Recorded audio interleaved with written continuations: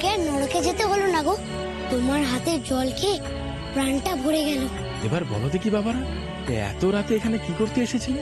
একটা চোরকে ধরতে গো, তার আজ এই শ্মশানের জঙ্গলে আসার কথা।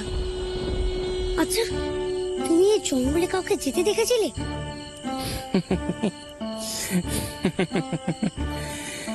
এই শ্মশানে কত লোক মরা পড়াতে আসে, তাদের মধ্যে কে চোর আর কে ভালো সেটা আমি কি করে? দাঁড়াও দাঁড়াও, আজ আমি একজনকে দেখলাম। তখন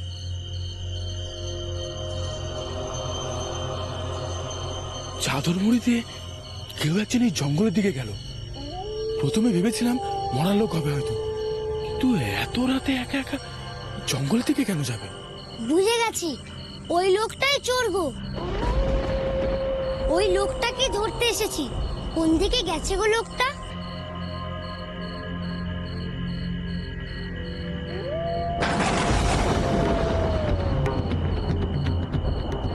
ওই দেখো,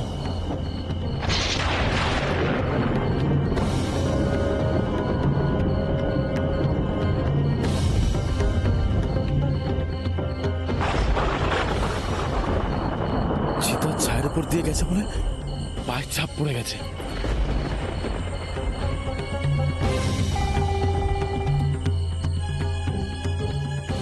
মরার লোকজন তো আর জঙ্গলের দিকে যায় না, তাই একটাই পায়ের ছাপ হয়ে গেছে। ওই দিকে গেছে গো।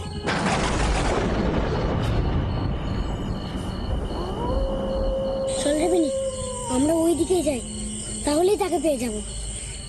এই তোমরা পাগল হলে নাকি? এই এত রাতে এই আধারে জঙ্গলে কেউ যায়? এই জঙ্গলে তো তেনারা আছে না? তার মানে ওই চোর এখন ওই দিক দিয়েও কোথায় যাবে, তাই না? ওখানেই কোথাও ঘাপটি মেরে থাকবে ভোর অবধি। ভোরের আলো ফুটলে তারপরে সদরের দিকে গয়না নিয়ে রওনা দেবে। তাহলে আমরা এখন কি করব? আমরা তাকে খুঁজতেই যাব। ওরে, চোরের যদি গায়ে খুব জোর হয় তাহলে পারবো কেন ওর সাথে? সঙ্গে একজন পাই থাকলে ভালো হতো নাকি? বেশ,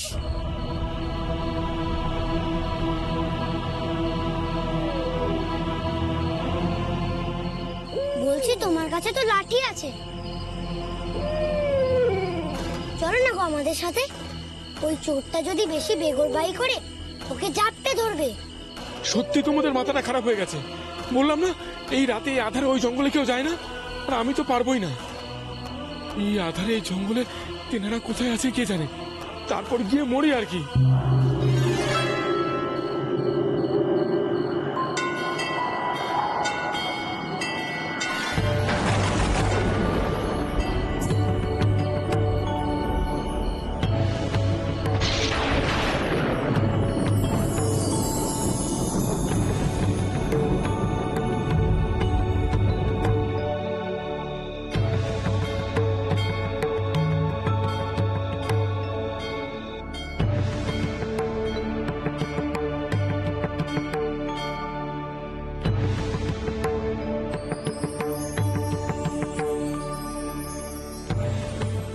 চারিদিকে এত আলো হয়ে গেল কেন লোকনাথ?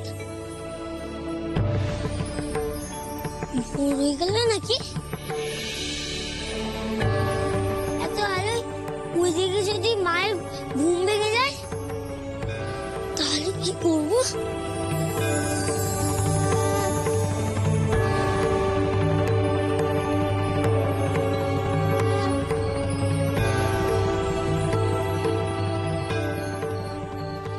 কি ঘরের মধ্যে এত আলো এলো কোত্থেকে? ভোর হয়ে গেল নাকি? ও, চাঁদের আলো এসে পড়েছে। আজ তো পূর্ণিমা, তাই ভাবি। তো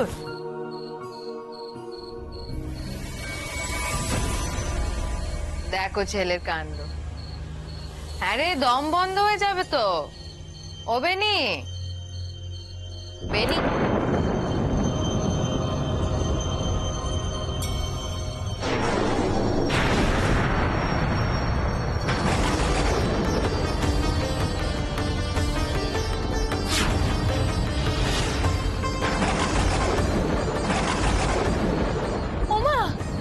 কি কাণ্ড!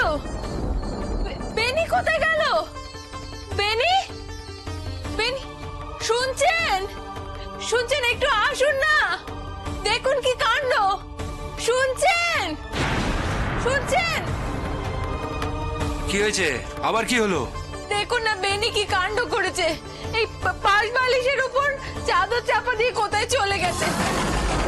আমি চাদর সরাতে দেখছি বেনি নেই। সে কি? এত রাত্রে আবার কোথায় গেল? নিশ্চয়ই লোকনাথের সঙ্গে গেছে।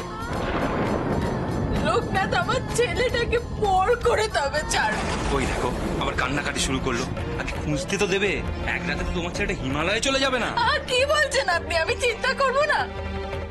আমি তোর মা নাকি? আপনি না হয় হাত তুলে বসে থাকতে পারেন রাম ঠাকুরের মতো। আপনার তো ছেলে সন্ন্যাসী হলেই খুশি। আমি সেটাই কি করে মেনে নেবো বলুন তো? কান্নাকাটি শুরু করলে কেন? আরে মেয়েটা তো উঠে যাবে নাকি? দাঁড়াও, দাঁড়াও।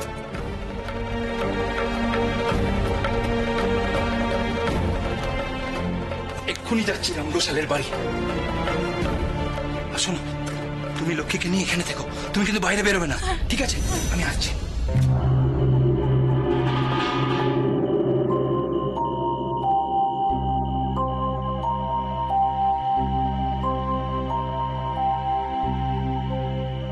এমন করে কি দেখছো গো? চাঁদের এমন পানা আলোর বাহার আগে কখনো দেখিনি গো। সত্যি তো, যে আধারকে এত ভয় করছিলাম সে আধারই তো কেটে গেল।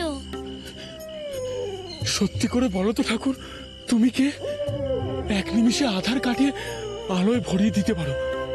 না, সাধারণ লোক তো তুমি নও। আমি এমন কেউ নয় গো, আমি লোকনাথ।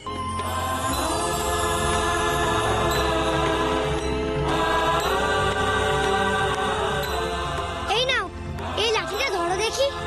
এবার আমাদের সাথে জঙ্গলে চলো। এরপর হলে চোরটা পালাবে। পাওয়া যাচ্ছে না, সে কি কথা? তবে আর বলছি কি রামুসাই, শুধু লোকনাথ হলেও আমি ভাবতাম না। ও লোকনাথ তো মাঝে মধ্যেই ওই মন্দির তন্দিরে গিয়ে বসে থাকে বলুন, কিন্তু বেনিকেও খুঁজে পাওয়া যাচ্ছে না। ওদের দুজনে মিলে একসঙ্গে কোথায় গেল বলুন তো? কোথায় যেতে পারে ওরা? আর জঙ্গলের মধ্যে জানি তো। কি করি বলুন তো জমিদার মশাই? বেনির মা তো কান্নাকাটি শুরু করে দিয়েছে। কি যে ভূত চাপে দুজনের মাথায়। রাতে খেতে বসে ওর মাকে বলছিল যে ওই পিসি ঠাকুরনকে নাকি কথা দিয়েছে ও চোর ধরে আনবে। চোর ধরে আনবে দুজনে? বলি চোরটা পাবে কোথায়? ওই তো জঙ্গলে নাকি চোর লুকিয়ে থাকতে পারে, এমন কথা ওরা বলছিল। আর ঘোষাল তুমি এসব শুনে ওকে আটকালে না? ওর মা ওকে বকাঝকা করে ঘুম পাড়িয়ে দিয়েছিল, কিন্তু তারপর এমন কাণ্ড করে বসবে, কি করে বুঝবো বলো তো? দেখুন ঠাকুরমশাই, আমি লোকনাথকে যতদূর চিনি সে এক কথার ছেলে। পিসিমাকে কথা দিয়েছিল তাই সে বেরিয়েছে, তাই সাথে প্রাণের বন্ধুটিকেও নিয়েছে। এ তো বড় চিন্তার কথা জমিদার মশাই। এই আধার রাতে জঙ্গলের মধ্যে দুটো ছোট ছোট ছেলে, চোর কি ওদের দেখে ধরা দেবে, না গয়নাগুলো ওদের হাতে তুলে দেবে? যদি কোনো বিপদ আপদ কিছু একটা ঘটে যায়? আপনারা একদম চিন্তা করবেন না, জঙ্গলে আমার বাইকরা সারা রাত পাহারায় আছে। যদি কোনো কিছু হয় নিশ্চয়ই ওরা টের পাবে, ওরা ওদের রক্ষা করবে। নায়ক মশাই, আগে আপনি এখনই লেটেলের জঙ্গলে পাঠান। একটা কথা মনে রাখবেন, লোকনাথ আর বেনির যেন কোনো রকম কোনো ক্ষতি না হয়। জি আমি এক্ষুনি দেখছি। আপনারা আপনারা নিশ্চিন্ত থাকুন, লোকনাথ যখন সাথে আছে স্বয়ং ঈশ্বর ওই দুটো ক্ষুদে প্রাণীর সাথে আছে। আর তাছাড়া ওদের যদি কেউ সামান্যতম ক্ষতি করার চেষ্টা করে, আমি জমিদার ঋষিকান্ত রায় আপনাদের কথা দিচ্ছি, আমি তাকে ছাড়বো না।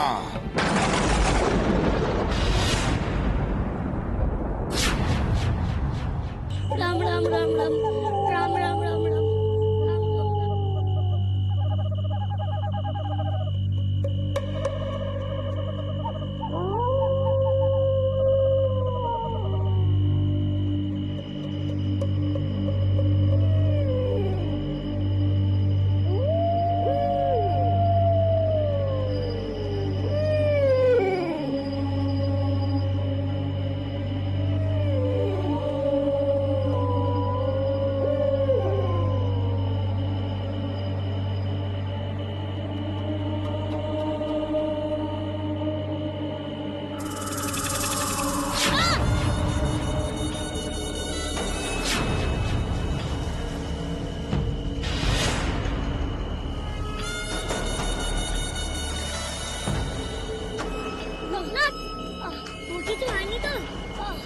এই কেটা রে এইটুকু শিশু গায়ে হাত তোলা তবে রে এই দাঁড়া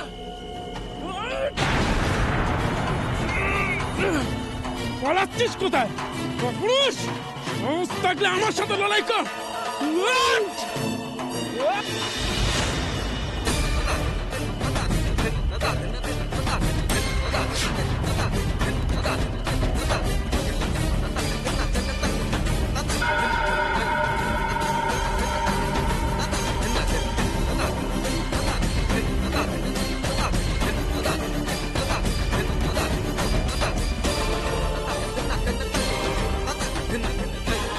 লোকনাথ লোকনাথ লোকনাথ বেনি লোকনাথ বেনি কোথায় তোমরা সাড়া দাও বেনি লোকনাথ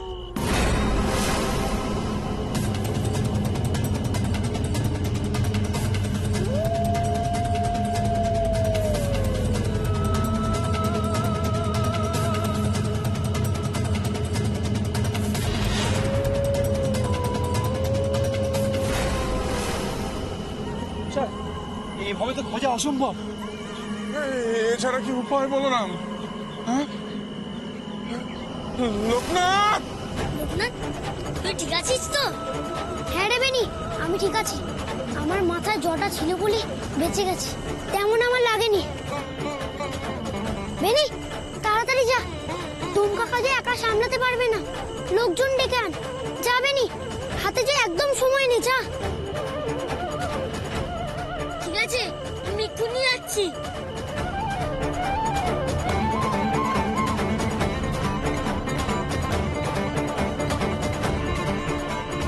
বেনি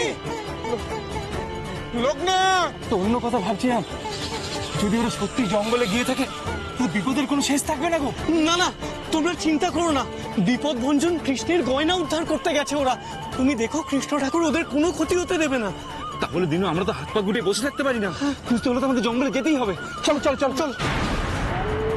ওই দেখো কে একজন আসছে, অনেকটা আমার বেনির মতো না? বেনি বেনি বেনি লোকনাথ করে শিগগিরই চলো, ওই চোরটা লোকটাতে মাথায় মেরেছে। কি বলছিস রে আচ্ছা ঘোষাল ঘোষাল, এখন আমাদের এভাবে ভেঙে পড়লে চলবে না, এখন আমাদের ওখানে যেতেই হবে। চল চল চল চল বাবা বেনি, দেখা দেখা দেখা, এসো এসো এসো, চলো এসো চলো।